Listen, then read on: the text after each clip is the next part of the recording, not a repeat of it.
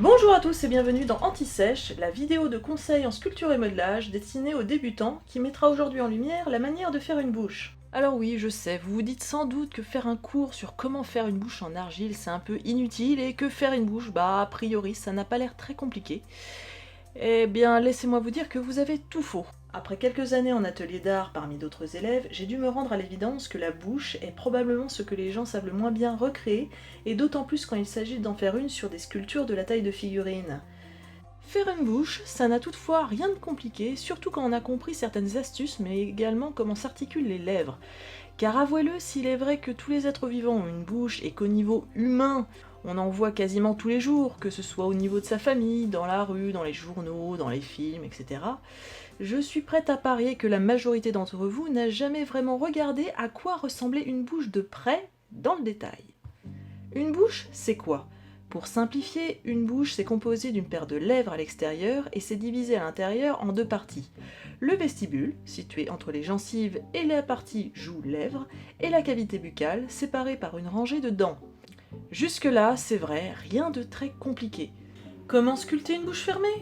En sculpture, pour réaliser une bouche fermée dite neutre, donc sans expression faciale, on vous dira généralement de poser deux boudins et de leur donner une forme de lèvres. Et c'est tout. À vous de comprendre et de vous débrouiller. Dans les faits, si vous vous contentez juste de poser deux boudins en forme de lèvres, au mieux votre sculpture donnera l'impression de faire la moue, aussi appelée bec de canard. Et au pire, ça ne ressemblera à rien d'humain. Comment éviter cela ?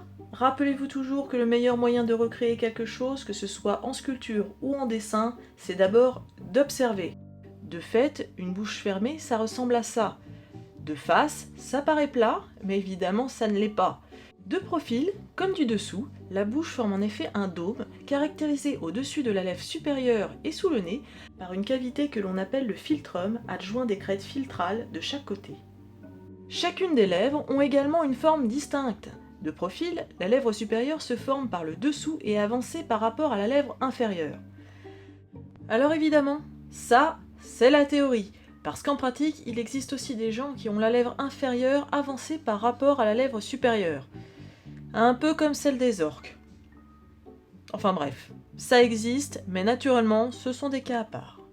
En résumé, pour créer une bouche dite conventionnelle, vous aurez donc deux méthodes. Soit créer un dôme et sculpter la bouche en évidant les parties voulues, soit poser un boudin en forme de losange et recréer le philtrum et les crêtes filtrales. Vous pouvez aussi poser deux boudins si cela vous semble plus pratique. Si, malgré cela, le visage que vous créez donne encore l'impression d'avoir un bec de canard, c'est que vous aurez mal réparti la terre et que celle-ci reçoit trop de lumière. Donc, inutile de changer votre lampe de place, ça ne sert à rien. Il vous faudra juste ajouter ou retirer de la terre jusqu'à ce que le problème disparaisse. Maintenant, comment sculpter une bouche ouverte ? Si vous avez compris comment modeler les lèvres sur une bouche fermée, une bouche ouverte ne vous posera aucun problème. Sincèrement, c'est pas très compliqué. La seule chose, c'est qu'il vous faudra, suivant le degré d'ouverture de la bouche, creuser plus ou moins la cavité buccale et ajouter la langue et les dents en fonction du besoin. La difficulté ici résidera dans l'expression que vous souhaitez donner à la sculpture, mais également au caractère carnassier, faut le dire, que cela risquera de donner. Parce que vous le vouliez ou non, à partir du moment où vous sculptez des dents, cela donne un caractère carnassier à une sculpture, tout comme cela donne un caractère carnassier à un dessin. Vous n'avez pas le choix. Comment sculpter des lèvres et une bouche expressive ? La bouche est un des éléments principaux qui permet de rendre un visage expressif. De fait, le meilleur moyen pour vous de sculpter une expression pour la bouche sera encore d'observer comment elle s'articule. Suivant l'expression que vous voulez donner à votre sculpture, vous devez donc vous munir d'un cobaye. Prenez donc votre frère, votre sœur, un voisin, peu importe. Car ici, on ne reproduit que les lèvres et la bouche. Cela ne posera donc aucun problème. Ensuite, interdisez à votre cobaye de bouger.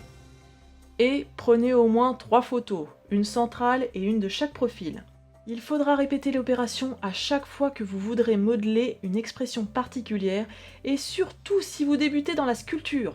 Que ce soit pour faire une bouche ouverte ou une bouche fermée, si vous vous lancez sans modèle dès le premier coup, ça ne ressemblera sincèrement à rien.